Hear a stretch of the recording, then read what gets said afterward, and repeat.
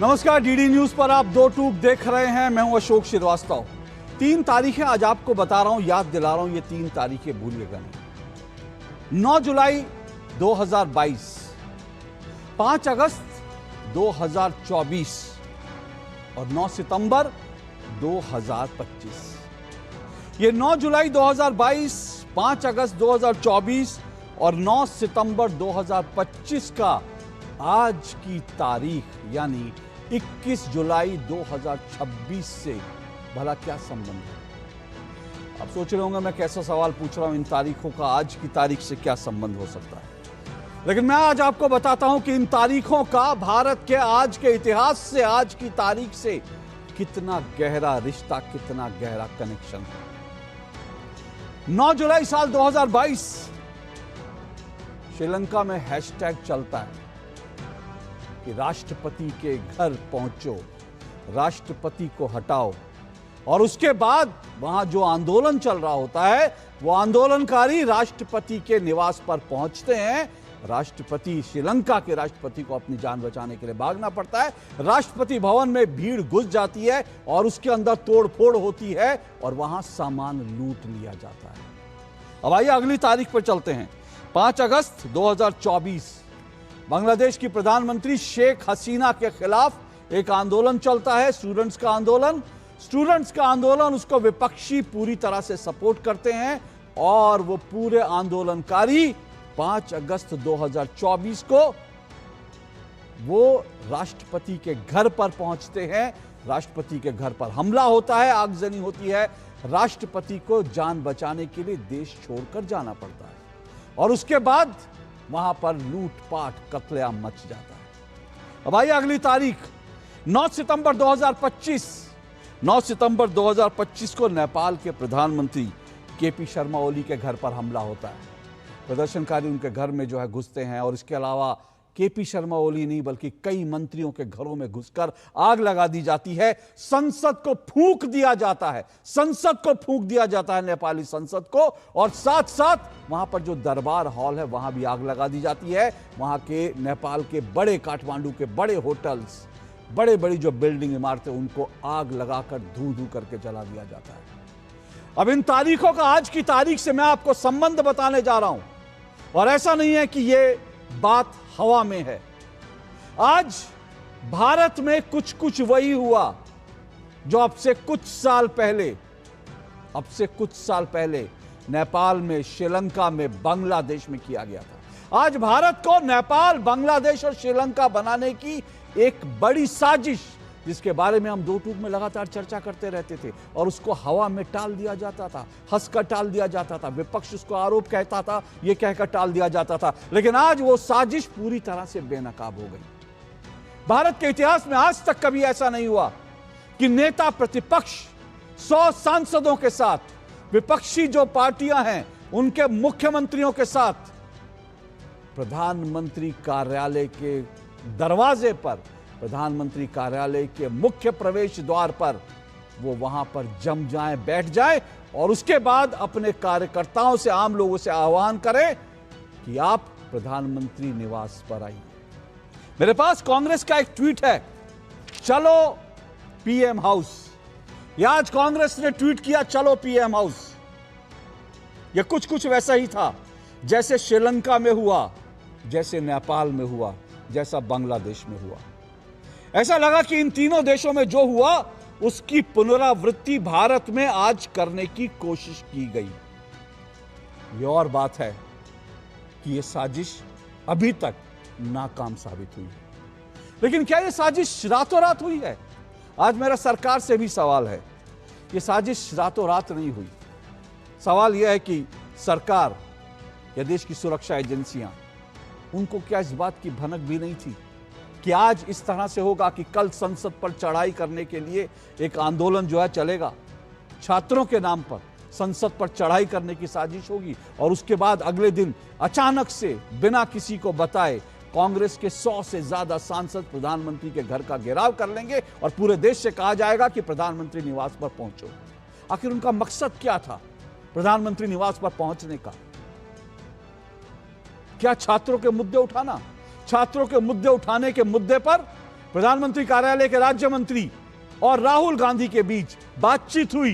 राहुल गांधी ने शर्त रखी कि वो चाहते हैं कि संसद के अंदर छात्रों के मुद्दे पर चर्चा हो। सरकार ने हरी झंडी दिखाई। राहुल गांधी को संदेश गया कि सरकार संसद में छात्रों के मुद्दे पर, एजुकेशन पर चर्चा करने के लिए तैयार है। लेकिन उसके बाद राहुल गांधी 5 मिनट में ही पलट जाते हैं। वो कहते हैं मेरी मर्जी। राहुल गांधी को अगर छात्रों के मुद्दे उठाने थे तो राहुल गांधी के पास 2 बड़े विकल्प थे। राहुल गांधी आज जंतर मंतर जा सकते थे, जहां पर अभी भी आंदोलनकारी स्टूडेंट्स बैठे हुए हैं।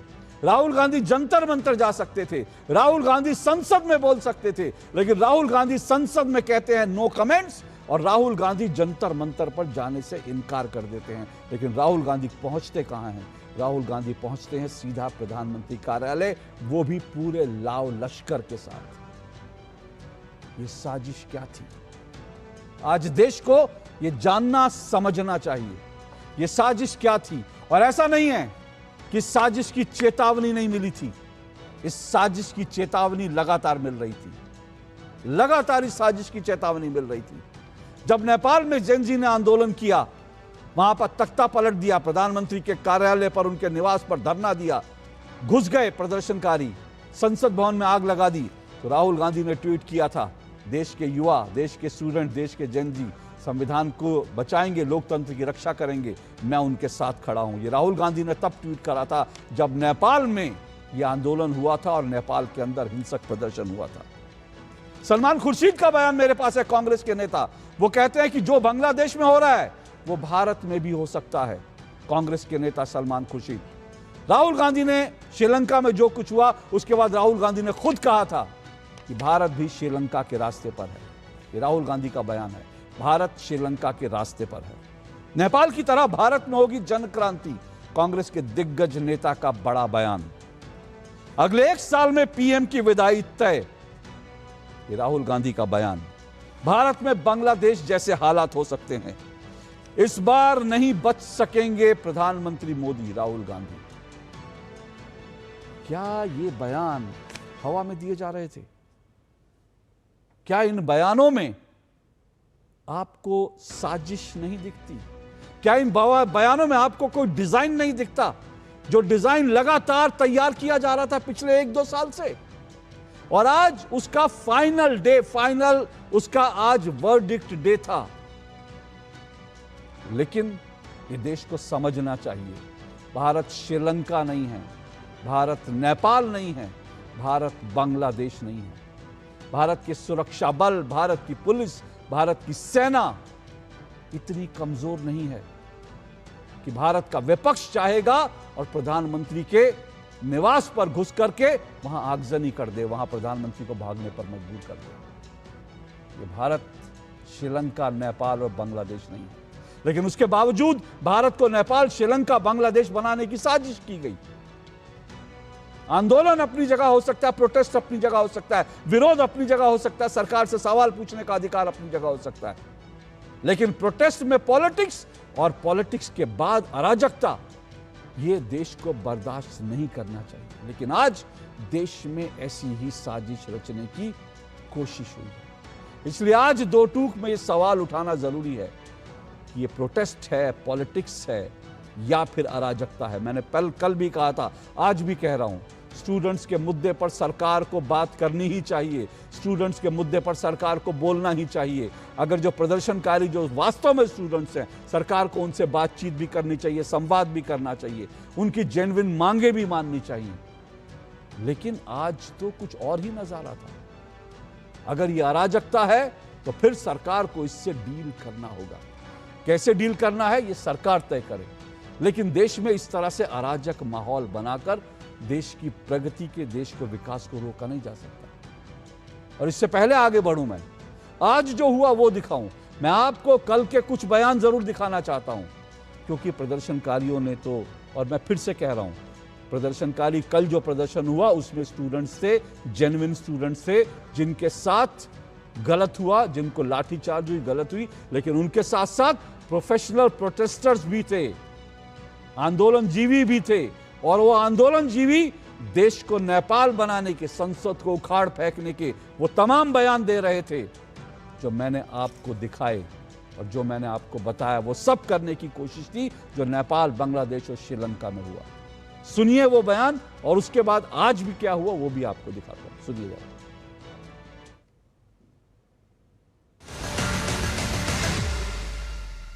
संसद भवन उखाड़ दिया जाएगा, संसद भवन उखाड़ दिया जाएगा, इस्तीफा नहीं मिला तो उखाड़ दिया जाएगा, सब कर दिया जाएगा, नेपाल बना दिया जाएगा, नेपाल नेपाल नेपाल नेपाल बनेगा।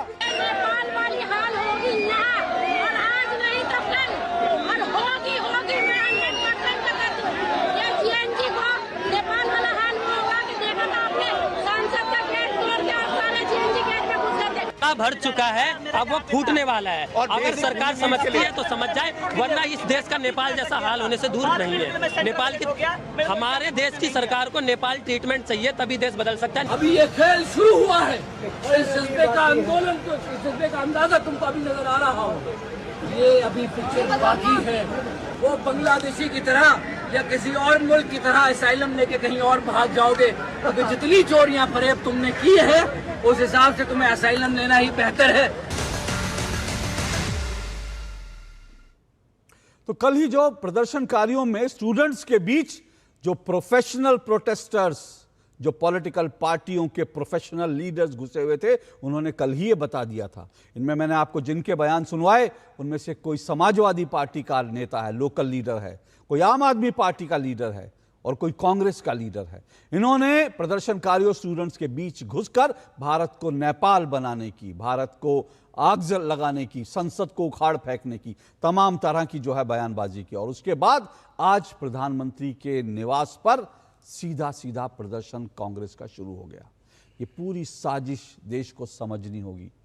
देश में आपको सरकार बदलनी है, आप बदल सकते हैं। डेमोक्रेसी, लोकतंत्र आपको ये अधिकार देता है, लेकिन उसी डेमोक्रेसी में ये आपको अधिकार नहीं है कि आप इस तरह से अराजकता फैलाकर देश में तख्ता पलट करने की कोशिश करें। भारत पाकिस्तान नहीं है, इस बात को याद रखिए। भारत को पाकिस्तान बनाने की जो साजिशें हैं उनको नाकामयाब होना ही होगा, और इन साजिशों से पर्दा उठाना हम सब की जिम्मेदारी है।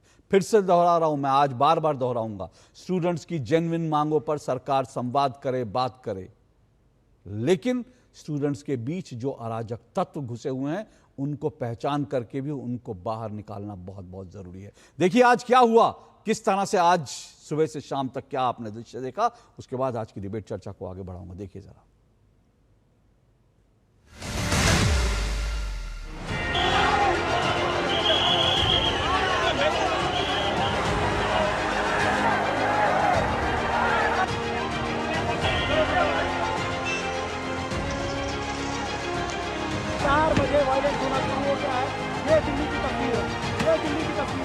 प्रधानमंत्री जी ने अपील भी किया है कि उनका जो सजा है उसको सख्ती से सख्ती सजा कैसे दिया जाए, उसमें सारा टॉप क्लास के वकील लोग भी साथ दें, ताकि जो पेपर लीक जैसे पाप काम किया है उन लोगों को घोर सख्त सजा मिले, और आगे पेपर लीक नहीं होने के लिए सख्ती से जो कदम उठाया गया है उसके बारे में भी प्रधानमंत्री जी ने जानकारी दिया।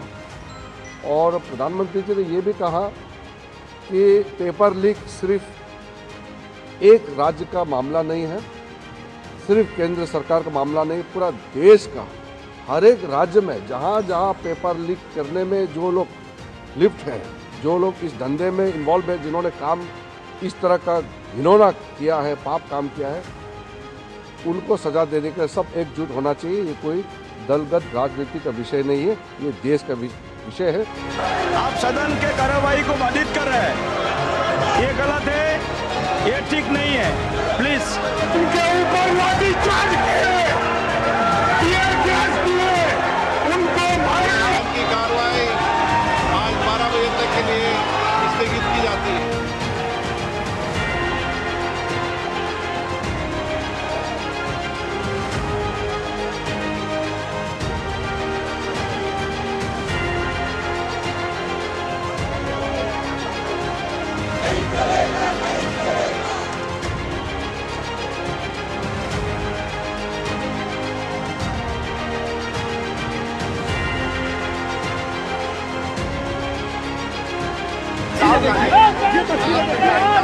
कांग्रेसी उनको यहाँ पकड़े हुए हैं। राहुल गांधी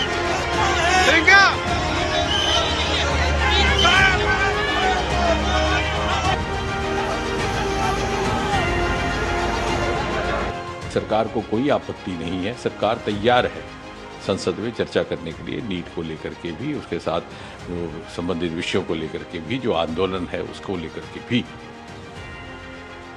हमने जब ये बात वहीं पर राहुल गांधी जी के आगे दोबारा रखी तो बोले कि साहब मुझे तो शिक्षा मंत्री का इस्तीफा भी चाहिए। तो हमने कहा साहब अभी कुछ ही क्षण पहले आपसे बार बार जब पूछा गया कि आपका क्या मुतालबा है तो आपने ये कहा था कि अगर मुझे ये आश्वासन दिया जाए कि संसद में कांग्रेस पार्टी को भारत सरकार चर्चा करने देगी या करने के लिए तैयार है तो मैं तुरंत ये धरना समाप्त कर दूंगा। लेकिन अब आप अपनी बात से हट रहे हैं। तो बोले साहब ये तो मेरी मर्जी है, मेरी मांगें बदल चुकी है। उन्होंने कहा sir this is not fair, you are changing the goalpost. बोले दिस इज माई विश। तो फिर हमने उनको विनम्रता से समझाने का प्रयास किया कि आप जैसे वरिष्ठ नेता को, जो नेता प्रतिपक्ष भी हैं, एलओपी भी हैं, ये शोभा नहीं देता कि कुछ ही क्षणों में आप अपनी बात से मुकर जाए। तो राहुल गांधी आज कुछ ही समय में अपनी बात से मुकर गए। पहले उन्होंने कहा कि संसद में चर्चा हो तो वो प्रधानमंत्री निवास से उठने को तैयार हैं, लेकिन उसके बाद जो है राहुल गांधी ने कहा मेरी मर्जी। उन्होंने अपनी 2 शर्तें और जोड़ दी और उसके बाद पुलिस राहुल गांधी और कांग्रेस के तमाम नेताओं को बस में बैठा कर ले गई। अब से कुछ देर पहले तक उनको जगह जगह डिटेन करके रखा हुआ है, शायद देर रात तक उनके छोड़ने की कोई खबर आ जाए। लेकिन आज की चर्चा, आज की डिबेट को शुरू करें। प्रदर्शन, प्रोटेस्ट जो है, प्रोटेस्ट, पॉलिटिक्स और अराजकता, इस पर चर्चा करेंगे। 4 मेहमान मेरे साथ आज जुड़े हैं, आइए परिचय करवा दूं। मेरे साथ राधिका खेड़ा जी जुड़ी हैं, बीजेपी की राष्ट्रीय प्रवक्ता है राधिका खेड़ा। संजीव कौशिक मेरे साथ जुड़े हैं, राजनीतिक विश्लेषक, कांग्रेस पार्टी के समर्थक हैं। चिराग सेठी मेरे साथ जुड़े हैं, आम आदमी पार्टी के प्रवक्ता हैं। और भाई नाम ठीक कीजिए, आम आदमी पार्टी के प्रवक्ता जो हैं उनका नाम ठीक कीजिए प्लीज़। आम आदमी पार्टी के प्रवक्ता मेरे साथ जुड़े हुए हैं और प्रोफेसर पवन विजय जुड़े हुए हैं मेरे साथ, वो शिक्षाविद हैं और आईपी यूनिवर्सिटी से जुड़े हैं। आप चारों मेहमानों का बहुत बहुत शुक्रिया और स्वागत। शुरुआत में कर रहा हूँ राधिका खेड़ा और संजीव कौशिक, 1.5 मिनट आप दोनों के, उसके बाद मैं तुरंत जो है चिराग सेठी जी आपके पास भी आऊँगा। सबसे पहले संजीव कौशिक। संजीव कौशिक, राहुल गांधी के पास जंतर मंतर जाने का ऑप्शन था, राहुल गांधी के पास संसद में सवाल उठाने का ऑप्शन था, लेकिन राहुल गांधी ने दोनों ऑप्शन नहीं लिए। सरकार से कहा कि वो चर्चा कराए, सरकार ने कहा चर्चा को तैयार हैं, फिर कहा मेरी मर्जी। क्या डेमोक्रेसी ऐसे चलेगी? ये लोकतंत्र है, इस लोकतंत्र को क्यों ठोकतंत्र बनाना चाहती है कांग्रेस? हाँ अशोक जी, मेरी मर्जी। सदन में बैठे हुए लोग ये तय नहीं कर सकते हैं कि हम क्या बोलेंगे, कहाँ जाएंगे, कहाँ किस तरह से लोकतांत्रिक तरीके से हम धरना करेंगे, प्रदर्शन करेंगे, ये कोई दूसरा तय नहीं कर सकता। दूसरी बात, प्रोग्राम आपका है, विषय आपने रखा है, लेकिन हमें खुशी होती कि आप एडिशनल डीसीपी संदीप लांबा का भी वो फुटेज दिखाते कि कैसे वो लड़की के गाल पे तमाचा मार रहे थे। हमें ज्यादा खुशी होती कि आप ये भी दिखाते कि सादे वर्दीधारी में वो कौन से अराजक तत्व थे, भारतीय जनता पार्टी के थे या फिर वो सरकार के द्वारा लाए गए वो अराजक तत्व थे जिनके हाथ में डंडा था। वो कौन से लोग थे जिनके कांधे पे बिल्ला नहीं था कि वो पुलिस है या फिर अराजक तत्व है, लेकिन हाथ में डंडा जरूर था और डंडा भाजते हुए नजर आया। वो कौन लोग थे जो 2 ट्रक इस तरह से छोटे छोटे पत्थरों का टुकड़ा लेकर के जंतर मंतर पर खड़ा कर दिए थे? वो कौन लोग थे? वो कौन लोग थे जो एक व्यक्ति निहत्था खड़ा था और लगातार 4-4 लाठियां उसके ऊपर बरसाई जा रही थी? हिंदुस्तान की जनता ने देखा है। आपने आधे अधूरे तस्वीर प्रस्तुत किए हैं अशोक जी। हिंदुस्तान के आज के सोशल मीडिया में बातें छुपती नहीं है, वो सारी बातें पक्ष और विपक्ष दोनों के बीच की बातें लोगों के बीच में जाती है। रही बात राहुल गांधी की, आप कह रहे हैं तो राहुल गांधी यदि जंतर मंतर पर जाते हैं तो जंतर मंतर में जाने के बाद में सीजेपी का इस्तेमाल करते हैं वो इस प्रोसेस के लिए। किसको पता नहीं है कि नीट के पेपर के इस तरह से लीक होने के लिए सबसे पहले कांग्रेस पार्टी और राहुल गांधी ने तमाम अलग अलग स्टेट में अपने धरने, प्रदर्शन और सरकार से विरोध व्यक्त किया और उस नकारा शिक्षा मंत्री के लिए लगातार वो आवाज उठाते रहे कि यदि आप काम नहीं कर पा रहे हैं तो आप इस्तीफा दे दीजिए। सवाल यह है कि आप कह रहे हैं कि राहुल गांधी, आपने बहुत बड़ी बड़ी बातें कर दी कि बांग्लादेश, नेपाल, श्रीलंका, क्या उस देश की जैसे हमारी भी इंटेलिजेंस एजेंसियां हैं क्या उनको जानकारी नहीं थी क्या? ओके उनको जानकारी तो होगी ना। ओके, आपके 1.5 मिनट कैसे जा रहे हैं? आपके 1.5 मिनट पूरे हुए। घर के पास जा रहे हैं। ओके, आपके 1.5 मिनट पूरे हुए। 1.5 मिनट पूरे हुए आपके। राधिका जी रिस्पॉन्ड करेंगी और उसके बाद कुछ चीजों का रिस्पॉन्ड मेरा भी बनता है, क्योंकि आपने कहा आपने ये नहीं दिखाया, वो नहीं दिखाया, वो भी मैं रिस्पॉन्ड करूंगा, क्योंकि आपने सीधा हम पर सवाल उठाया है तो जवाब तो होगा। राधिका खेड़ा जी, सवाल मेरा सीधा सा है, ये सब चीजें जो हैं ये कोई अचानक से नहीं आई। पिछले 1.5-2 साल से इसका माहौल देश में बनाया जा रहा था। क्या ये सरकार क्या कर रही थी जब इस तरह का माहौल बनाया जा रहा था? दूसरी बात, सवाल ये उठता है कि भाई ये स्टूडेंट जो लोग बैठे थे, मैं फिर से कह रहा हूं, इसमें 40% स्टूडेंट्स थे, बाकी 60% प्रोफेशनल, जो प्रोफेशनल होते हैं वो थे, पर 40% स्टूडेंट थे, तो उनसे तो भी सरकार बातचीत कर सकती थी, एक संवाद होता तो शायद स्थिति यहां तक नहीं आती। सभी को मेरा नमस्कार। अशोक जी, मेरी आवाज मिल रही है? जी अशोक जी, आपने अभी माननीय मंत्री जी का बयान सुना है जिसमें वो बता रहे थे कि राहुल गांधी ने कहा मेरी मर्जी। अब 1995 में एक पिक्चर आई थी गोविंदा की जिसका नाम था गैम्बलर, उसमें एक गाना था मेरी मर्जी। उसी तरीके से, उसी गैम्बलर गोविंदा के तरीके से राहुल गांधी के ऊपर मैंने एक गाना लिखा, संसद में झूठ बोलो या कोर्ट में माफी मांगू, मेरी मर्जी। आज कोई बात कहूं, थोड़ी देर में उससे पलट जाऊं, मेरी मर्जी। मैं चाहे ये कहूं, मैं चाहे वो कहूं, मेरी मर्जी। संसद को ड्रामा थिएटर बनाऊं, मेरी मर्जी। देश का माहौल बिगाड़ने की कोशिश करूं, मेरी मर्जी। छात्रों के कंधे पे बंदूक रख के सोरेस का एजेंडा चलाऊं, मेरी मर्जी। रोज एक नया टूल किट लेकर मैं चलाऊं, मेरी मर्जी। संसद में जवाब मांगे तो आंख मार के निकल जाऊं, मेरी मर्जी। सच्चाई सामने आए तो वोट चोरी चलाऊं, मेरी मर्जी। भारत को नेपाल, बांग्लादेश, श्रीलंका बनाने की कोशिश बार बार मैं करूं, मेरी मर्जी। और यही गेम वो खेलते हैं। अब देखिए ना कैसी होड़ लगी हुई है। इतने दिन से राहुल गांधी जो पता नहीं कौन सी एक प्राइवेट बीच पे या कहां पे वेकेशन पे थे, वो बच्चे तो जंतर मंतर में बहुत दिनों से बैठे हुए थे। क्या राहुल गांधी वहां दिखाई दिए? नहीं दिए। जैसे ही संसद शुरू हुआ, वो एक, आपको याद, जब हम छोटे होते थे ना अशोक जी, तो जब हम स्कूल नहीं जाना चाहते थे तो मम्मी को कहते थे मम्मी मम्मी पेट में दर्द हो रहा है, आज स्कूल नहीं जाना। संसद शुरू होता है, राहुल गांधी संसद जाना नहीं चाहते, रोज नया बहाना ढूंढते हैं, या बाहर कैंटीन बना देंगे सीढ़ियों को, या ड्रामा करेंगे। और अब देखा कि डिंपल जी को कैसे कैमरा कवर कर रहा है। ओके राधिका जी रुकिए, मैं आपको आऊंगा आपके पास, क्योंकि शुरुआती 1.5 मिनट में मेरे सवाल अभी अनुत्तरित हैं, वो सवाल का जवाब मुझे आपसे लेना है।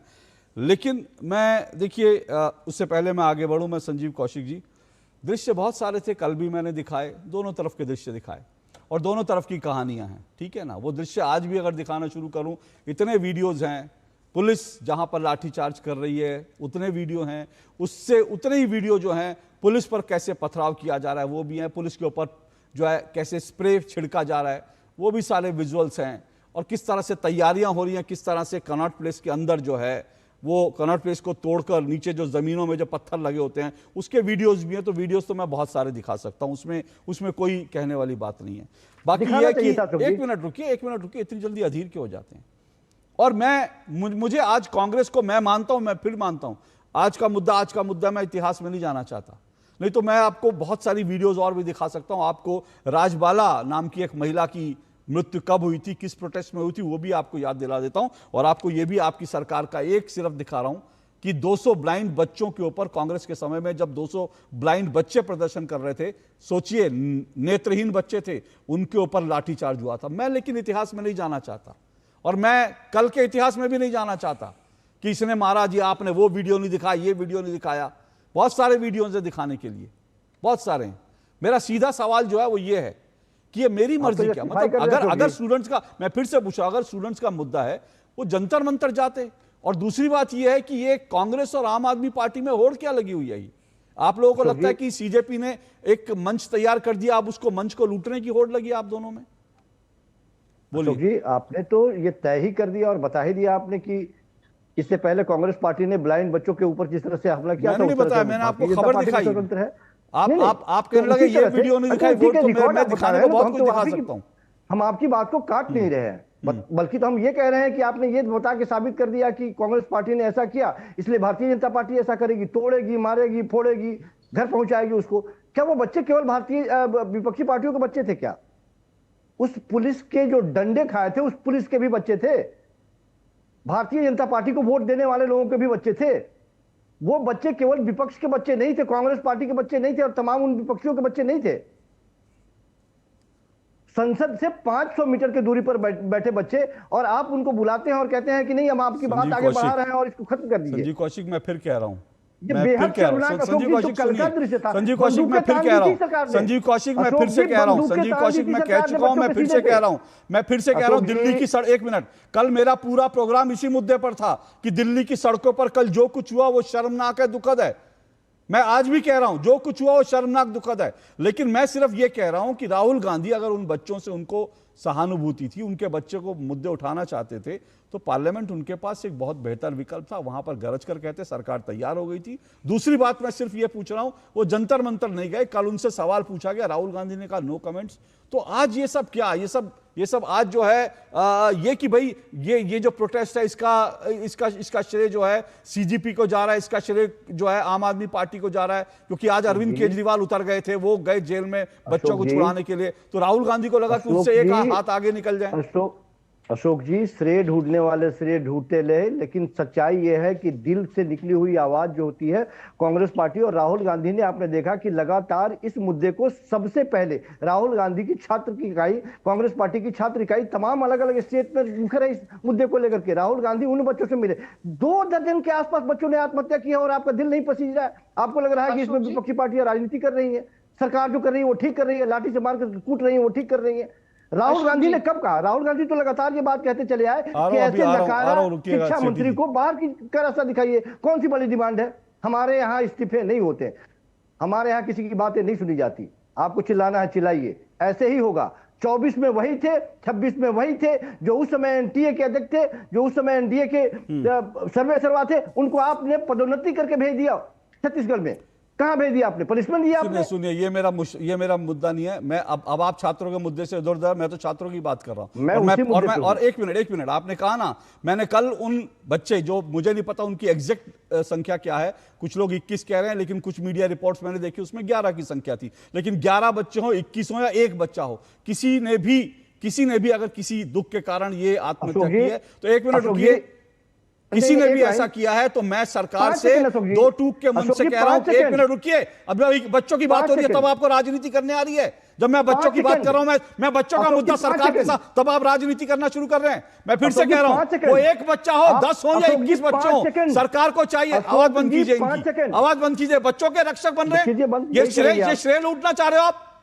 मैं खुद कह रहा हूं, मैं कह रहा हूं एक बच्चा हो, 10 हो, 21 हो, सरकार को उन बच्चों के, उन परिवारों के लिए सरकार को जो कंपनसेशन मांगा जा रहा है वो कंपनसेशन देना चाहिए। मैं ये भी कह रहा हूं उन बच्चों के, उन परिवारों को आश्वस्ति मिलनी चाहिए, और इसके अलावा जितने भी बच्चे परीक्षार्थी बैठते हैं उनको आश्वस्ति मिलनी चाहिए। ये बहुत जरूरी है। देश में जो नकल का पूरा माफिया है ना, और जो पूरी की हमने जो सिस्टम बना रखा है, उस सिस्टम को दुरुस्त करना चाहिए। सरकार को यह करना ही होगा, और सरकार को इसके रिजल्ट देने होंगे। ये सरकार की जवाबदेही है, ये सरकार की जिम्मेदारी है। ये मैं ठोक कर इस मंच से कल भी मैंने कहा था, आज भी कह रहा हूं।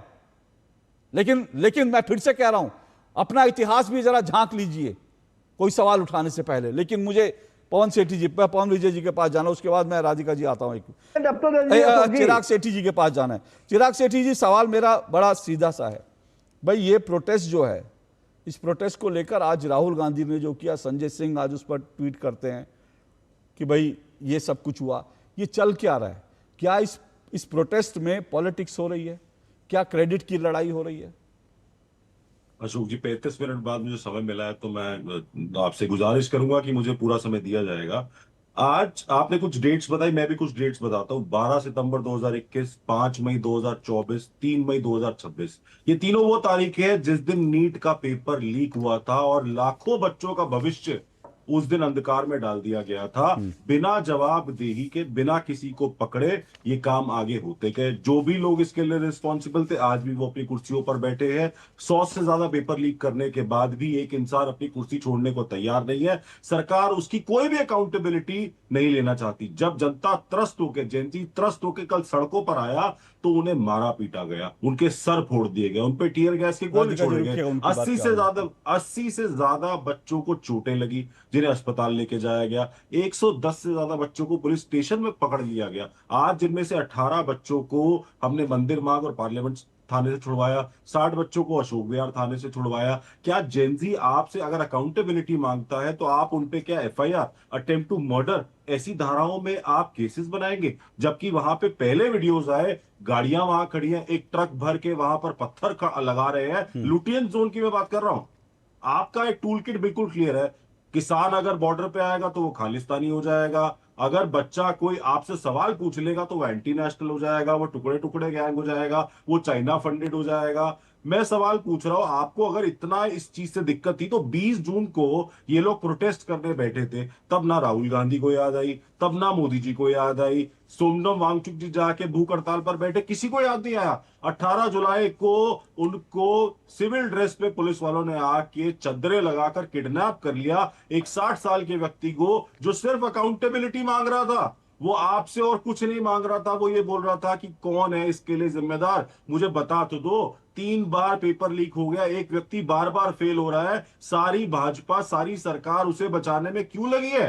आप आकर उस पर कोई एक्शन क्यों नहीं लेते हैं? सेठी जी, कल एक बच्ची की गले की नस पे, चिराग सेठी जी, गले की नस पे एक लाठी लगी है। मैं आप ही से सवाल पूछ रहा हूं, सुनिए, आप ही से सवाल पूछ रहा हूं। कल भी आम आदमी पार्टी के प्रवक्ता थे, कल भी हमने चर्चा करी और मैंने फिर कल भी कहा, दोबारा मैं आज कह रहा हूं, दिल्ली की सड़कों पर जो हुआ वो दुखद है, शर्मनाक है।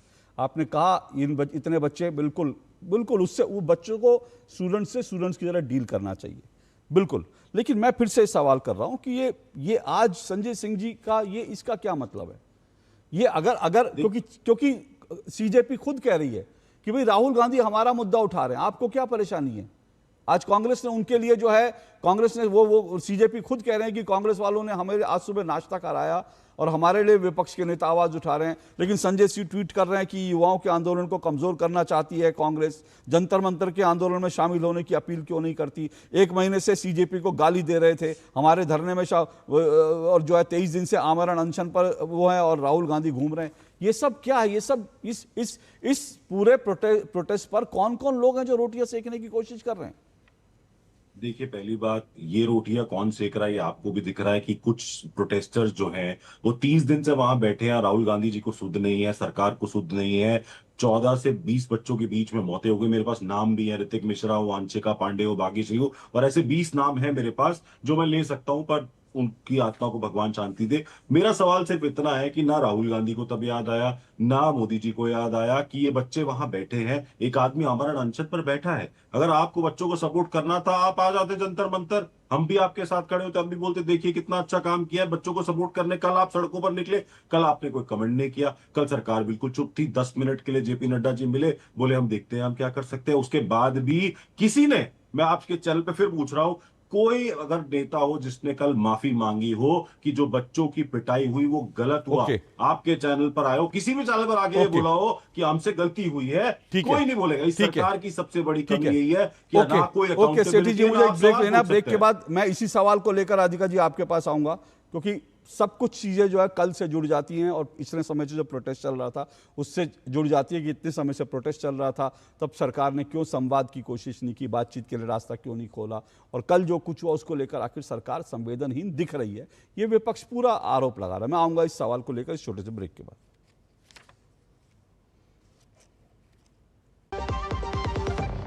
महिलाओं के कल्याण और स्वाभिमान के लिए माननीय प्रधानमंत्री श्री नरेंद्र मोदी जी के मार्गदर्शन में और मुख्यमंत्री श्री नायब सिंह सैनी जी के नेतृत्व में हरियाणा में अनेक योजनाएं चलाई जा रही हैं।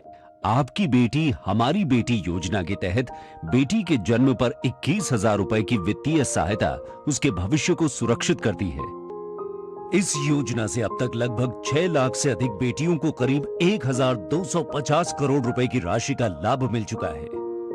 प्रधानमंत्री जी के मार्गदर्शन में ही साथियों, हरियाणा सरकार ने भी महिलाओं के सशक्तिकरण के लिए अनेक योजनाएं वो लागू की हैं। हरियाणा में पंचायती राज संस्थाओं में, साथियों, चाहे हमारी नगर पालिकाएं हैं, चाहे पंचायती राज संस्थाएं हैं, हरियाणा के अंदर 50% महिलाओं को अधिकार दिया गया है। और जहां पर महिलाएं काम कर रही हैं, साथियों, वहां का अलग ही आप लोग देख रहे हैं, विकास की गति वो अलग होती है। माननीय मुख्यमंत्री श्री नायब सिंह सैनी जी के नेतृत्व में महिलाओं के आत्मसम्मान को बल देते हुए शुरू की गई दीनदयाल लाडो लक्ष्मी योजना हरियाणा में महिलाओं को खुशी और सम्मान दे रही है। हरियाणा सरकार की ये यात्रा जारी है, एक ऐसे समाज के निर्माण की यात्रा जहां हर बेटी सुरक्षित हो, शिक्षित हो और आत्मनिर्भर हो। नारी शक्ति हमारी ताकत। पर्यटन केवल घूमने फिरने तक सीमित नहीं, बल्कि संस्कृति, रोजगार और आर्थिक विकास का मजबूत आधार है। प्रधानमंत्री श्री नरेंद्र मोदी की मंशा अनुरूप और मुख्यमंत्री डॉक्टर मोहन यादव के नेतृत्व में मध्य प्रदेश का पर्यटन अब अंतर्राष्ट्रीय स्तर पर नई पहचान बना रहा है। वसुधैव कुटुम्बकम की भावना के साथ मध्य प्रदेश देश विदेश से आने वाले हर पर्यटक का आत्मीय स्वागत कर रहा है। मध्य प्रदेश आके हमें प्रकृति, संस्कृति और आध्यात्मिकता का अनुभव हुआ। यहाँ की साफ सफाई, व्यवस्थाएं और लोगों का अपनापन हमारी यात्रा को यादगार बना गया। मध्य प्रदेश सरकार का बहुत बहुत धन्यवाद। ग्रामीण पर्यटन, वेलनेस और इको टूरिज्म जैसे नए क्षेत्रों पर विशेष फोकस के साथ मध्य प्रदेश सतत विकास और बेहतर पर्यटन अनुभव की दिशा में तेजी से आगे बढ़ रहा है। धार्मिक पर्यटन की दृष्टि से और अन्य पर्यटकों की दृष्टि से अगर कोई पर्यटक आए किसी राज्य में, हाँ, हमें गर्व है मध्य प्रदेश वो स्थान है जहाँ सर्वाधिक रूप से टूरिज्म का सेक्टर सबसे अच्छी गति से बढ़ा। गोल्डी छोले मसाले, जहाँ जाएं रिश्ते बनाएं। गोल्डी लाए हैं फ्रेश लॉक टेक्नोलॉजी, जो रखे मसालों को हर समय फ्रेश। चलिए, दो टुक आप देख रहे हैं। दो टुक में हम आज जो कुछ हुआ, जो कल दिल्ली में हुआ था, उसी को लेकर हम चर्चा कर रहे हैं, क्योंकि जाहिर सी बात है कि डेमोक्रेसी में प्रोटेस्ट करना, सरकार से सवाल पूछना, पारदर्शिता तय करना, इसमें कोई बुराई नहीं है। लेकिन जब किसी प्रोटेस्ट में पॉलिटिक्स घुसती है, जैसे कि आज हुआ सीजेपी का, ऐसा साफ दिख रहा है कि सीजेपी के प्रोटेस्ट में कल जो कुछ हुआ, उसके बाद कांग्रेस और आम आदमी पार्टी में श्रेय लेने की होड़ लग गई है। आम आदमी पार्टी आज ट्वीट कर रही है, लेकिन कांग्रेस के जो सबसे बड़े नेता हैं राहुल गांधी, वो बाकायदा आज प्रधानमंत्री के निवास पर धरना देने पहुंच गए। ये धरना प्रधानमंत्री के निवास पर हिंदुस्तान के इतिहास में आज तक कभी ऐसा नहीं हुआ कि विपक्ष का नेता जो है प्रधानमंत्री के आवास पर इस तरह से धरना देने जाए। इसमें सुरक्षा को लेकर भी बहुत बड़ी चुनौतियां थी, फिलहाल पुलिस ने इसको टाल दिया। लेकिन क्या ये देश को अराजकता की ओर ले जाने की साजिश है? इन सब पर चर्चा कर रहे हैं। चार मेहमान मेरे साथ जुड़े हैं। राधिका खेड़ा जी। राधिका खेड़ा जी, कल जो कुछ हुआ उसको लेकर बार बार सवाल उठ रहे, सरकार संवेदनहीन है, सरकार को स्टूडेंट से क्यों नहीं आखिर बात करी? इतने दिन से वो बैठे हुए थे, कल ये स्थिति क्यों बिगड़ने दी? और कल जो कुछ हुआ, जो अभी सेठी जी कह रहे थे कि 60 से 70 स्टूडेंट, शायद 80 स्टूडेंट घायल हुए हैं, तो उन सब के लिए कौन जिम्मेदार है? सवाल तो ये भी उठेगा ना कि 112 से ज्यादा पुलिसकर्मी हमारे घायल हो गए, हाथ टूट गए, उन पे पत्थर बरसाए गए, मारा गया दौड़ा दौड़ा के। क्या वो मेरे देश के नीट के एग्जाम देने वाले छात्र थे? नहीं, नीट के एग्जाम देने वाले छात्र पढ़ रहे हैं और अपने घर पर है। ये वो लोग थे जो अपनी सियासी रोटियां सेकने के लिए और बच्चों को उकसा रहे थे। और इनके साथ ही इनके मुख्य प्रवक्ता और इनके ऑफिशियल प्रवक्ता क्या कर रहे थे? कभी कोई किसी मेट्रो स्टेशन में पाया जा रहा था बर्गर खाता हुआ, और कहीं कहीं और था, कोई भी वहां पे नहीं था। क्या इनकी किसी भी एक सीजीपी कॉकरोच पार्टी की किसी भी कॉकरोच को, लीडर को क्या लाठी पड़ी? क्या कोई विजुअल आया? कहाँ थे वो सारे? कौन खा रहे थे? मासूम अनजान लोग जिनको पता नहीं था कि वो उनके साथ एक षड्यंत्र राजनीतिक तौर पर किया जा रहा है। और राहुल गांधी क्या सवाल कर रहे हैं? राहुल गांधी वही आदमी है ना जिसने 2011 में अन्ना आंदोलन के समय पार्लियामेंट में खड़े होकर कहा था, using a hunger strike to pressure lawmakers into passing a law set a dangerous president for democracy. तो क्या राहुल गांधी अपनी ही बात भूल गए हैं? और यहाँ पे बात, दो चीजें कही गई। कांग्रेस वाले जो मेरे मित्र बैठे थे वो बोल रहे थे इस्तीफा हो, इस्तीफा चाहिए, इस्तीफा चाहिए। हाँ बिल्कुल, आपकी सरकारों में इस्तीफे दिए जाते थे, वोट पड़ती थी इस्तीफों की। जैसे लाल बहादुर शास्त्री जी ने 1956 में इस्तीफा दिया जब महबूब नगर में रेल हादसा हुआ। क्या हुआ उसके बाद? 3 महीने बाद अरियालो रेल दुर्घटना हुई जिसमें 144 लोगों की मौत हो गई, और उसके बाद अनगिनत ऐसे रेल हादसे हुए।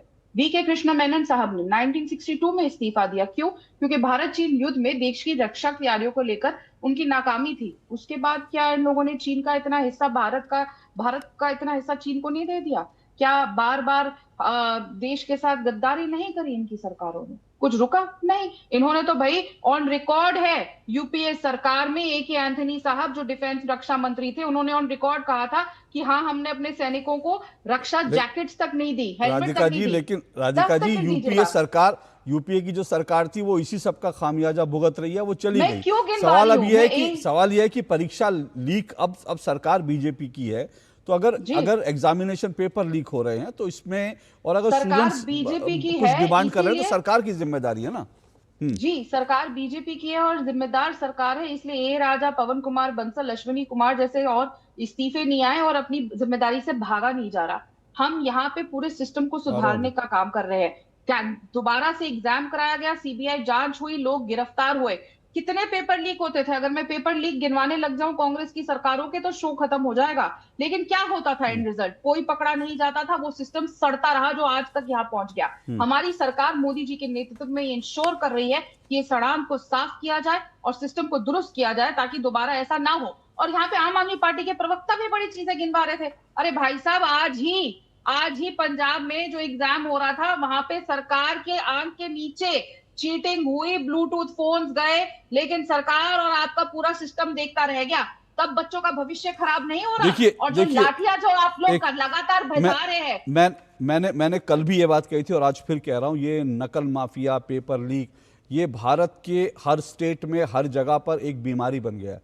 और इसमें चाहे केंद्र सरकार हो चाहे राज्य सरकार हो, उन सबको जो है जिम्मेदारी के साथ जो है ये इस व्यवस्था को बदलना होगा। लेकिन संजीव कौशिक, संजीव कौशिक, देश के पुलिस कर्मियों पे पत्थर फेंकना, इस तरीके से प्रधानमंत्री के घर पे जाके होड़ पे बैठना कि मेरी फोटो पहले आ जाए, क्या ऐसे सोल्यूशन होगा? ओके, जो आप कह रही हैं मैं फिर से वही कह रहा हूं। देखिए, कल जो स्टूडेंट्स के साथ हुआ, जो स्टूडेंट थे जेन्युइनली उनके साथ हुआ, वो गलत हुआ। जो पुलिसकर्मियों के साथ हुआ वो गलत हुआ, क्योंकि 100 से ज़्यादा पुलिसकर्मी भी जो हैं वो हॉस्पिटलाइज हैं, उसको चोट आई है। लेकिन कल के प्रदर्शन में था क्या? संजीव कौशिक, ये सवाल का जवाब तो देना ही चाहिए ना। कल के सीलमपुर का हिस्ट्री शीटर है हाजी अफजल, ये क्या, कौन सा स्टूडेंट है भाई? ये कौन सी नीट की परीक्षा दे रहा था? ये जो हिस्ट्री शीटर जिसके ऊपर मर्डर का, दंगों का आरोप है, ये कौन सा है हिस्ट्री? ये जो संसद भवन उखाड़ने की धमकी दे रहा था, ये समाजवादी पार्टी का प्रवक्ता है। ये समाजवादी पार्टी का प्रवक्ता जो कह रहा था कि संसद का उखाड़ फेंक देंगे, क्योंकि इसके कई सारे पोस्टर जिसमें अखिलेश यादव दिख रहे हैं, ये कह रहा है संसद को उखाड़ कर फेंक देंगे। ये जो हाजी है, ये हिस्ट्री शीटर है, ये कह रहा है भारत को बांग्लादेश बना देंगे। ये आम आदमी पार्टी का जो है, ये जम्मू कश्मीर में आम आदमी पार्टी के लिए काम करता है।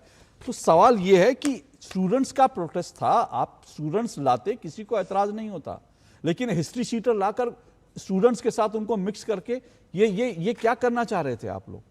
ये सवाल तो पूछा जाएगा ना।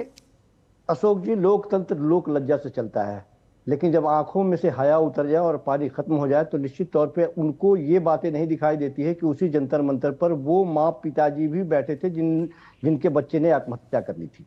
वो उनको दिखाई नहीं दिया। दिखाई वो देगा जो तस्वीरें जो आप निकाल के दिखा रहे हैं, वो तस्वीरें उनको दिखाई दे रही थी। मतलब उनसे आंखें मोड़ ले, हम इनसे आंखें बंद कर लेना। नहीं, अरे अशोक जी नहीं मोड़िए ना, हमें नहीं, आपने अच्छा संजीव कौशिक एक छोटा सा सवाल का जवाब दीजिए। संजीव कौशिक एक छोटे से सवाल का जवाब दीजिए। जो आप 21 बच्चे कह रहे हैं जिन्होंने आत्महत्या की, मैंने पहले ही कहा, मैं बार बार सरकार से ये कहूंगा, मैंने कल भी कहा था, आज फिर से कह रहा हूं, तीसरी बार कह रहा हूं कि सरकार को इनके परिवारों के साथ खड़ा होना होगा, सरकार को इनकी वेदना। लेकिन आज मैं आपसे पूछता हूं, इनमें से एक बच्चे का नाम बताइए संजीव कौशिक, जिन बच्चों ने आत्महत्या की है, बताइए। अशोक जी, आप तो हमसे इस तरह से सवाल पूछ रहे हैं जैसे कि एक बच्चे का नाम बताइए संजीव कौशिक। बच्चे के नाम आप जिनके लिए आवाज उठा रहे हैं, नहीं आप राहुल गांधी के लिए आवाज उठा रहे हैं, आपको अधिकार है पूरा। आप 21 बच्चों की बात कर रहे हैं, मैं आपसे पूछता हूं एक बच्चे का नाम मुझे बताइए। मैंने कहा ये आपका काम है कि जंतर मंतर पर वो माँ बाप भी बैठे थे जो, अरे आप एक बच्चे का नाम बताइए, एक बच्चे का नाम बताइए जिसकी जान गई। आप हमसे नाम पूछना चाह रहे हैं, आप एक बच्चे का नाम, आपको नहीं पता होगा, आपको नहीं पता होगा। मैं एग्जैक्टली देश से यही कह रहा हूं, आप लोगों को एक बच्चे का नाम नहीं पता होगा। एक मिनट सेठी जी आ रहा हूं, सेठी जी आ रहा हूं। संजीव कौशिक सुनिए, संजीव कौशिक सुनिए, हम कोई संवेदनशील होना बड़ा जरूरी है और वो सबके लिए जरूरी है, लेकिन मैं फिर से कह रहा हूं संवेदनशीलता ये होती है कि जब आप स्टूडेंट्स की बात कर रहे हैं तो स्टूडेंट्स के लिए बिल्कुल आवाज उठाइए, लेकिन स्टूडेंट्स के लिए आवाज उठाएं तो स्टूडेंट्स को आगे रखकर उठाइए, हिस्ट्री शीटर को आगे रखकर नहीं उठाइए। अशोक जी, हम कोई आपसे प्रतियोगिता खेलने नहीं आए हैं। नहीं, ये प्रतियोगिता है भी नहीं, आपका काम है, ये संवेदनशील मुद्दा है, प्रतियोगिता है भी नहीं।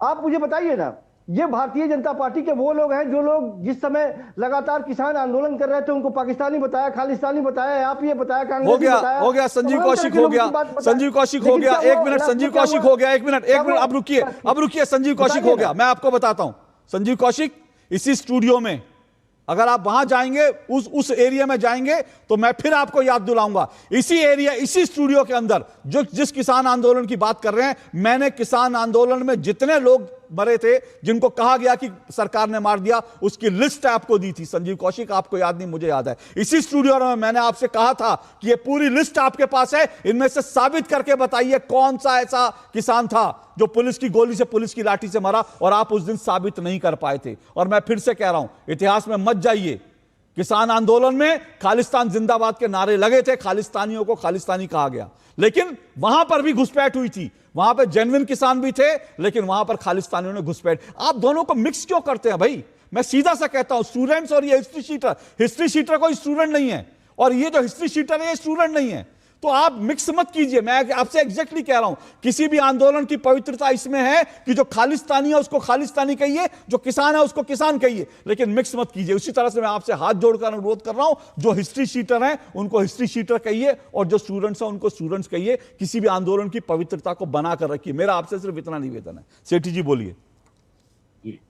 आपने कहा नाम, मैंने कहा मैं बता देता हूँ, शायद इसमें भी कुछ हिंदू मुस्लिम एंगल ढूंढ लेंगे। ऋतिक मिश्रा, अंशिका पांडे, भाग्यश्री, उमेश माली, प्रिया कुमार थापा, रीमा बेगम, सिद्धार्थ हेगड़े, शिवानी यादव, रेणु मीना, आकांक्षा। बिल्कुल ठीक सेठी जी, मुझे अच्छा लगा उन बच्चों के नाम हमारी जबान पे होने चाहिए, क्योंकि उन बच्चों को हमें इंसाफ दिलाना है।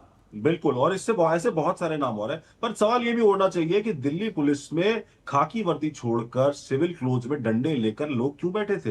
वो क्या करने की मंशा से बैठे थे? ऐसा क्या था? क्या उनको पावर मिली थी कि वो लोगों को लाठियां बांध देते, बिना वर्दी पहने, बिना नेम टैग के, बिना वर्दी पहने वो इस तरह की हरकतें कर रहे थे? पुलिस वालों की भी बहुत सारी वीडियोस आई है, पत्थर मारते हुए, बसों पे शीशे तोड़ते हुए। देखिए, आज हम इस पे बात नहीं कर रहे, हम बात कर रहे हैं कि बच्चों को मार पड़ी है, ये सच्चाई है। 3 लाख से ज्यादा लोग वहां आए थे, 3 लोगों की आपने फोटो दिखाई, पर बाकी जो लाखों लोग, सेठी जी मैंने 3 इसलिए दिखाई क्योंकि मेरे कार्यक्रम की एक सीमा है। मैं आपको ऐसी 300 तस्वीरें दिखा सकता हूं और 3000 लोग दिखा सकता हूं। और संजीव कौशिक हंस रहे हैं। अगर मैं आपसे सीधा सा पूछता हूं, ये कौन सा छात्रों का आंदोलन था जहां वीर सावरकर मुर्दाबाद, उमर खालिद जिंदाबाद के नारे लगे? ये कौन सा स्टूडेंट था जिसमें यह कहा गया कि शर्जील इमाम असम काट भी देता तो क्या होता है? ये कौन सा इसमें भारतीय सेना के खिलाफ नारे लगे? ये सब मत कहिए मेरे साथ, समझे ना? मैं आपको 3000 प्रमाण दे सकता हूं, लेकिन मेरे पास समय नहीं। राधिका जी रिस्पॉन्ड कीजिए, फिर मैं पवन विजय जी के पास जाऊंगा। राधिका जी रिस्पॉन्ड कीजिए। सारे भारतीय जनता पार्टी के प्लांटेड लोग थे। अब मेरी सब प्लांटेड ही होते हैं। आप कल को यह भी कह सकते हैं कि अरविंद केजरीवाल, आपने तो अरविंद केजरीवाल को भी प्लांटेड कह देंगे, और अरविंद केजरीवाल राहुल गांधी को प्लांटेड कह देंगे। पहले आप दोनों तय कर लीजिए प्लांटेड अरविंद केजरीवाल है या राहुल गांधी है। पहले आम आदमी पार्टी और कांग्रेस तय कर ले। राधिका जी बोलिए। मुझे ना हैरानी होती है कुछ प्रवक्ताओं की सूझबूझ पर। जब संसद भवन और हाई सिक्योरिटी जोन पर हजारों की भीड़ हमला बोलने की साजिश रच रही होती है, तो दिल्ली पुलिस हो या कहीं की भी पुलिस हो, और इंटेलिजेंस हो और एंटी राइट पुलिस हो, वो सिविल ड्रेस में ही इन उपद्रवियों को पहचान करने के लिए तैनात की जाती है। अब ये यूनिफॉर्म का रोना रोकर इन सारे लोगों को जो पत्थर चला रहे थे, बैरिकेड तोड़ रहे थे, पत्थरबाजी और लाठियां चला रहे थे और पुलिस कर्मियों को मार रहे थे, उनको प्रोटेक्ट करने की कोशिश कर रहे हैं। आपकी पुरानी आदत है आम आदमी पार्टी की और इंडी ठगबंधन की कि जब भी अपराधी सामने आते हैं, पकड़े जाते हैं, तो ये पुलिस पर हर सवाल उठाएंगे, क्योंकि कानून से, सुरक्षा से, बच्चों से इनका कोई लेना देना नहीं है। मुझे बताइए आज अशोक जी, क्या हमारे नीट एग्जाम देने वाले बच्चे ये बोलेंगे कि हम संसद को उखाड़ फेंकेंगे, प्रधानमंत्री नरेंद्र मोदी जी को गाली देंगे, गृह मंत्री को गाली देंगे? और वो क्या राम जी के लिए, आपको याद है ना क्या बोला था, सीता का पति, क्या यह बच्चे थे जो बोल रहे थे? क्या वो शबाना आजमी जिनको फंडिंग अपने ट्रस्ट के लिए कहां से सोरस से मिलती है पूरा देश जानता है, क्या वो नीट की बच्ची थी पढ़ने के लिए, एग्जाम के लिए? क्या जब हमारे पूजनीय, एक सेकंड दीजिएगा बस, जब पूजनीय प्रेमानंद महाराज जी को पाखंडी कहा जा रहा था, उमर खालिद को जेल में रखना गलत कहा जा रहा था, बस नाम रहेगा अल्लाह का, ये नीट के बच्चे थे, नीट के बच्चे बस नाम रहेगा अल्लाह का बोलेंगे कि वो बोलेंगे कि हमें वो चाहिए एंड रिजल्ट की नीट का पेपर लीक ना हो, मोदी को पीटेंगे, ये नीट के बच्चे बोलेंगे? नहीं, नीट के बच्चे पढ़ रहे हैं, जो एग्जाम देना चाहते हैं वो पढ़ रहे हैं। हाँ, वो जरूर आएंगे आंदोलन में शामिल होने, मुझे मेरे देश का युवा और बच्चा ये नहीं है। ये दो लोग हैं जो सोरस के टोलगेट पे चल रहे हैं। मुझे प्रोफेसर पवन विजय के पास भी जाना, मेरे पास समय कम है, लेकिन अभी बस मुझे छोटा सा ब्रेक और लेना फिर पवन विजय जी का। लेकिन अभी संजीव कौशिक ने कहा ये बीजेपी के प्लांटेड थे, तो ये भी बीजेपी का प्लांटेड व्यक्ति होगा, ये जो दिख रहा है आपको उमर खालिद के साथ। इसके पिता का नाम जानते हैं? सैयद कासिम रसूल। ये भी कह दीजिए बीजेपी का प्लांटेड है। वैसे तो ये व्यक्ति जो है आम आदमी पार्टी के नेताओं के साथ दिखता है, ये कांग्रेस के नेताओं के साथ दिखता है, और इसकी लड़ाई कांग्रेस लड़ रहे हैं। लेकिन ये अगर प्रोटेस्ट स्थल पर पहुंचता है, सिमी जैसे आतंकवादी संगठन का ये जो है संस्थापक, वन ऑफ दी संस्थापक है, ये भी कह दीजिए बीजेपी का प्लांटेड है। कितना आप लोग झूठ बोल बोलकर जो है इस तरह से देश में दंगा फैलाने की कोशिश करेंगे? संजीव कौशिक, ये मत कीजिए। स्टूडेंट्स का मुद्दा उठाइए, बिल्कुल दिल से उठाइए, हम साथ खड़े हैं, लेकिन ये सब मत कीजिए देश में आग लगाने की कोशिश। एक ब्रेक के बाद आ रहा हूं।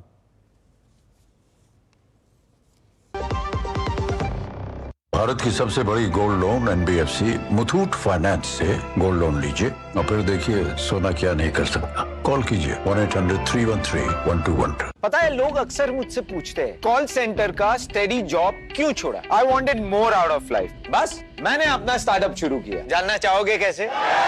Then start up your own business as an LIC agent. यहाँ सब कुछ है, great products, zero investment, leading organisation and unlimited opportunities। तो क्या आप तैयार हैं?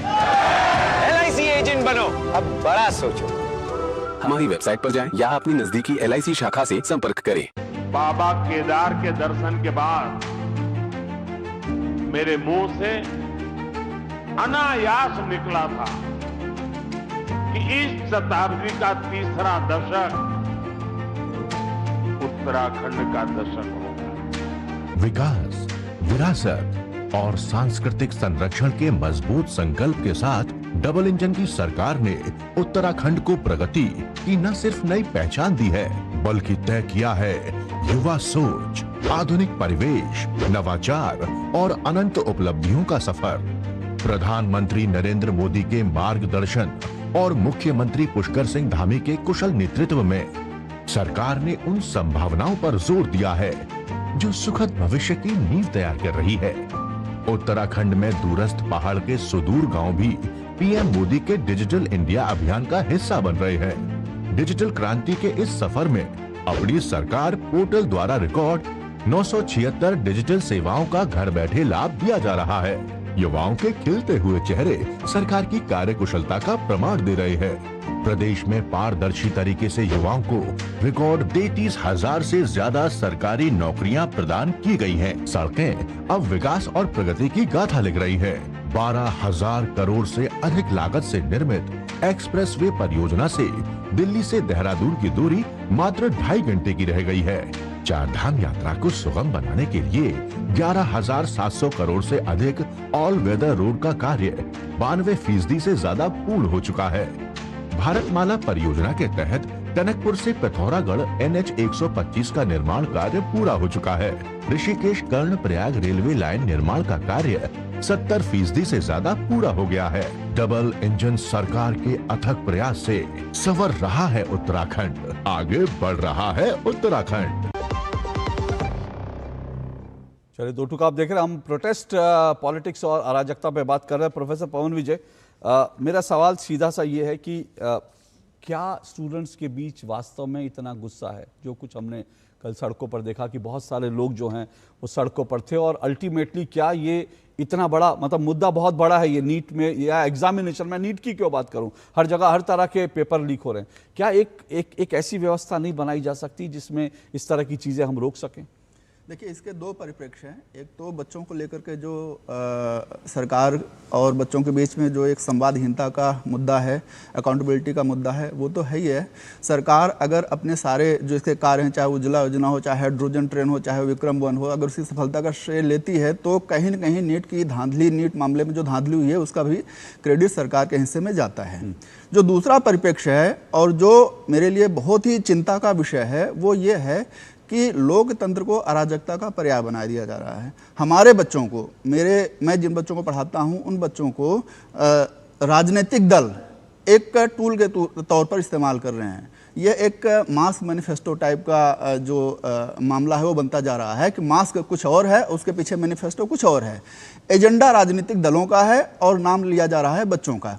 बच्चों को ये सिखाया जा रहा है कि अराजकता ही संविधान है, अराजकता ही लोकतंत्र है। ये एक बहुत ही खतरनाक बात है। इसको हम सबको, जितने भी समाज के बुद्धिजीवी लोग हैं, माता पिता, शिक्षक, सब ये मिल करके ये सोचें कि आज देश में जो माहौल है उसमें बच्चे क्या सीख रहे हैं, अपनी बात को किस तरीके से कहना चाहिए, उसकी एक मर्यादा होती है, भाषा की अपनी एक मानक होता है। हम जब अरविंद केजरीवाल को सुनते हैं, जब वो कहते हैं कि ये देश नरेंद्र मोदी के पिताजी का नहीं है, अरे भाई, नरेंद्र मोदी के पिताजी भी इसी देश के नागरिक थे, क्यों नहीं है? यह देश सबका है, 140 करोड़ लोगों का है। राहुल गांधी जी की जो भाषा होती है या अन्य जो दल हैं उनके लोगों की जो भाषा होती है कि हम इसको संसद भवन को उखाड़ देंगे, राम जो है सीता और नीता की जब बात होती है, भारत माता का जब अपमान होता है, तो वो बच्चे जो इस आंदोलन से मानसिक रूप से जुड़ने की अगर सोचते हैं तो उनको एक चीज के लिए तैयार होना होता है, वो है भारतीय जो तहजीब है, जो इंडियन कल्चर है, उसके विपरीत कुछ सोचने के लिए, या एक जो ऐसा जो सैचुरेशन वाला पॉइंट आता है कि भाई हम यहाँ पर जाकर के हम नहीं कोई बात करेंगे, तो उस चीज को तोड़ करके वो जो एक निरोधक व्यवहार होता है उस व्यवहार पर वो जाने की मतलब लगातार उनको फोर्स किया जा रहा है। ये जो इस तरीके से जो आंदोलन हो रहे हैं, ये मैं राहुल गांधी जी को सुन रहा था। 1956 में पंडित जवाहरलाल नेहरू का एक किस्सा था, मुझे वो याद आता है कि जब ये भाषा विवाद चल रहा था तो उस दौरान संसद भवन के बाहर बहुत सारे लोग शोर कर रहे थे, हल्ला मचा रहे थे। तो पंडित जी बाहर आए, उन्होंने कहा कि भाई संसद है, लोकतंत्र है, संविधान है, यह कोई जो है अधिनायकवादी सत्ता यहाँ पर कुछ है नहीं। अगर आप संविधान को मानते हैं तो आप संसद के थ्रू अपनी बात करिए ना, संवाद करिए, चर्चा करिए। ये क्या कि सड़क पर जो है कुत्ते बिल्ली की तरह लड़ते हुए हम बात करेंगे, ऐसा बिल्कुल नहीं। एक जो स्ट्रक्चर है भाषा का, एक जो स्ट्रक्चर है मर्यादा का, उस स्ट्रक्चर को इन राजनेताओं ने तोड़ दिया है। मेरा कंसर्न उसी से है, क्योंकि हमारे बच्चे भी उन्हीं से सीख रहे हैं। बिल्कुल, लेकिन मैं समय नहीं है, पर एक बात बता दूं, इस पूरे आंदोलन में, क्योंकि इसकी अभी जांच चल रही है, मैं फिर से कह रहा हूं किसी को दोषी ठहराना ठीक नहीं होगा, लेकिन इसका जो कुछ व्हाट्सएप चैट जो एक ग्रुप बना था, क्योंकि दिल्ली दंगों में भी यही हुआ था, एक ग्रुप बना था। अब उस व्हाट्सएप चैट में कुछ लोग इस बात की उम्मीद कर रहे थे, कुछ लोग ये उम्मीद लगा कर बैठे थे कि सोनम वांगचुक जो हैं वो भूख हड़ताल के चलते मर जाएं, जिससे कि उनका आंदोलन जो है वो और शबाब पर आ जाए। अब ये स्टूडेंट नहीं हो सकते जो व्हाट्सएप ग्रुप में, जिसका नाम था चलो जंतर मंतर, चलो संसद 20 जुलाई, और ये स्टूडेंट्स नहीं हो सकते जो इस बात को उम्मीद कर रहे थे, जो इस बात की प्रार्थना कर रहे थे कि सोनम वांगचुक जो है भूख हड़ताल के कारण उनकी डेथ हो जाए, ताकि उनके आंदोलन जो है वो और उरोज पर आ जाए। तो ऐसे बहुत सारे लोग इस आंदोलन में थे जो गलत थे, लेकिन स्टूडेंट्स के मुद्दे हैं, सरकार को उनसे डील करना पड़ेगा, संवाद करना पड़ेगा, सरकार को एक व्यवस्था बनानी पड़ेगी जहां स्टूडेंट परीक्षा देकर खुद को सुरक्षित महसूस करे और उसको इस बात का आश्वासन हो कि उसका पर्चा लीक नहीं हुआ है। आज के लिए इतना ही, कल आपसे मुलाकात होगी। फिलहाल इजाजत दीजिए, नमस्कार।